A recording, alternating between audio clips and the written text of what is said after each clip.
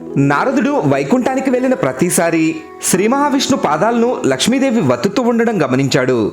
ఓసారి శ్రీ మహావిష్ణు యోగనిద్రలో ఉన్న సమయంలో, తల్లి నువ్వు ఎప్పుడూ శ్రీహరి పాదాలను నొక్కుతూ ఉంటావు ఎందుకు అని నారదుడు లక్ష్మీదేవిని ప్రశ్నించాడు.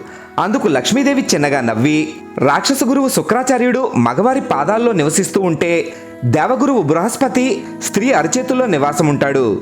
గ్రహాల ప్రభావం మనుషులపైనే కాకుండా దేవతలపైన కూడా ఉంటుంది. ఏ స్త్రీ అయినా అలసిపోయిన తన భర్త పాదాల్ని ముట్టుకున్నప్పుడు దేవతలకి రాక్షసులకి కలయిక ఏర్పడి వారికి ఎలాంటి చెడు ఉన్నా దేవతా స్పర్శతో అది పోతుంది. కాబట్టి శ్రీ మహావిష్ణువుపై ఏ రాక్షసుడి ప్రభావం ఉండకూడదని తాను ఆయన పాదాల్ని నొక్కుతూ ఉంటానని లక్ష్మీదేవి నారదుడికి బదులిచ్చింది.